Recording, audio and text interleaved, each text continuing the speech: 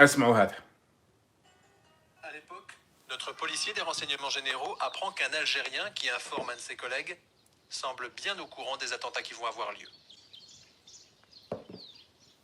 Cet Algérien, avant chaque attentat, appelait le collègue des RG pour dire qu'il allait se passer quelque chose.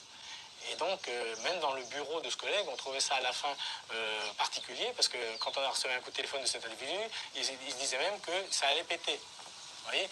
Et alors là, évidemment, avec mon camarade, on se regardait en disant, mais c'est quand même étonnant. J'ai compris par la suite que, évidemment, cet individu qui était venu tamponner l'officier français au 5e étage des renseignements généraux était un officier algérien.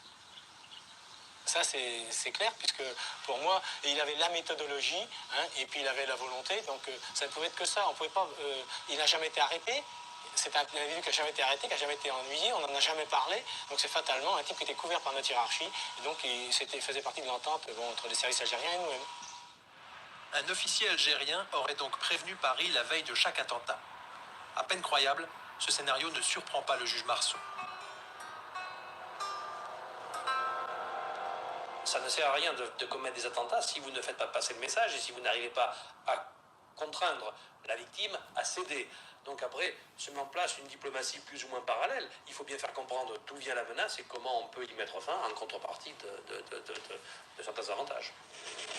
Le régime algérien se serait donc servi du terrorisme pour forcer la France à le soutenir, et l'affaire serait un secret de polichinelle. باختصار بسيط يعني هذا برنامج طبعا موجود يلقوا الناس في الانترنت، وهذا بحث الى اخره. الضابط الاول يقول باللي قبل كل، اختصارا يعني خوتنا اللي ما يتقنوش فرنسيه، قبل كل عمليه كانت تحدث في فرنسا كان هناك ضابط جزائري يخبرنا بها، وجيج مارسو كما سماه يعني القاضي يقول باللي نعم كانت هناك أشياء، وهذا يتم في ما يراد تحقيقه، يعني وكأنه يثبت بأنهم كانوا يعرفوا ما يحدث في فرنسا، أي أن العصابة الجزائرية وبتواطؤ بعض الناس داخل ليس الحكومة الفرنسية ولكن داخل بعض المراكز الفرنسية كانت تريد أن تقنع الرأي العام الفرنسي أن يكون معها الإعلام الفرنسي من أن ما حدث في فرنسا من قنابل وهم الإسلاميين.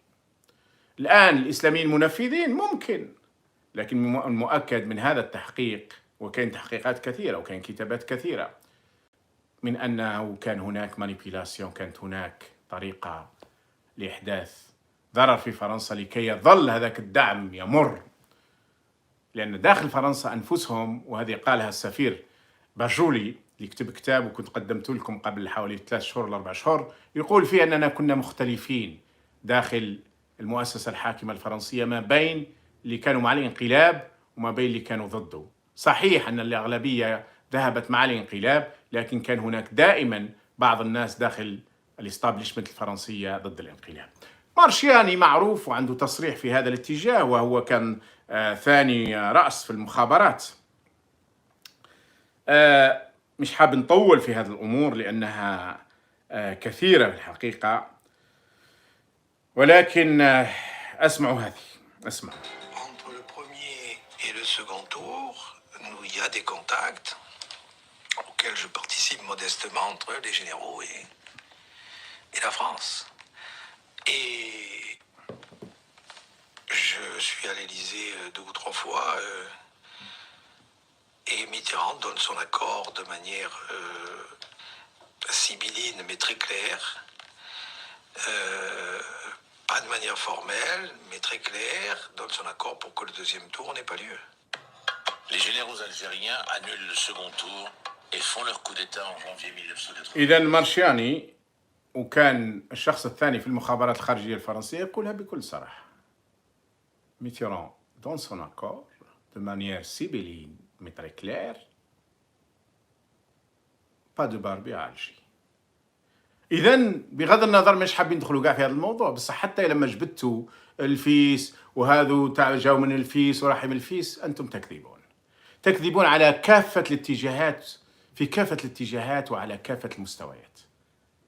والحقيقة أن السلطة الفرنسية، الحكم الفرنسي، الاستابليشمنت الفرنسية ساندتكم في القيام بانقلاب، لأنها وكأنه انتقام من ثورة نوفمبر 54، وكأنه الشوط الثاني ل 54، وإذا بكابرنات فرنسا بقيادة نزار يقودون حرب قذرة شديدة القذارة.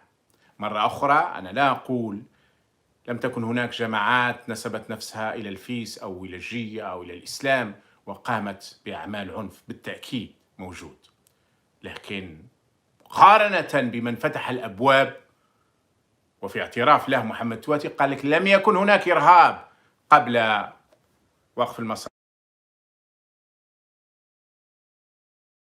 من هو الإرهابي إذن؟ من هو الإرهابي؟ حابين تعاودوا نفس الشيء للجزائر؟ لن تستطيعوا، لن تستطيعوا، لن تستطيعوا، لا لأن الشعب فاق وفاق كثير والحراك تمدد وأصبح فكرة وأصبح قناعات وأصبح إيمان بأنه بعد الله سبحانه وتعالى هو الذي سينقذ البلاد، وهذا مهم جدا. والسلمية أصبحت قاعدة مركزية أضعفتكم إلى حد كبير باش تروحوا تبحثوا على مشجبات وشماعات تلصقوا فيها إرهاب ما إرهاب.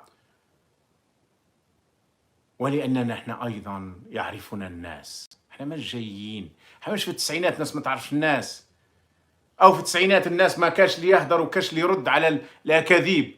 كل كذبة تجيبوها نخرجوا نكسروها، كل بروباغندا تجيبوها نخرجوا نكسروها. وبتليفون أو اثنين قهرناكم، وانتم اللي عندكم تلفزيوناتكم وعندكم جرايدكم وعندكم ذبابكم وعندكم سفراتكم وعندكم أنصاركم وعندكم داعميكم وعندكم الاستعمار وغير الاستعمار ومن القوى الكبرى. شعب يصدقنا ولا يصدقكم، شعب يضحك عليكم ويتمسخر عليكم. كنت رحت شفت التعليقات قلت والله غير نقرأ شوية تعليقات، مهزلة. أغلبية العظمى من التعليقات تهاجم في القناة، قالوا لهم يا أخي نيفو، يا أخي مستوى، يا أخي عقلية، يا أخي وراكم عايشين. قالوا لهم برنامج دحدوحي واحد آخر، والحقيقة أنه برنامج مش برك دحدوحي، أكثر من دحدوحي.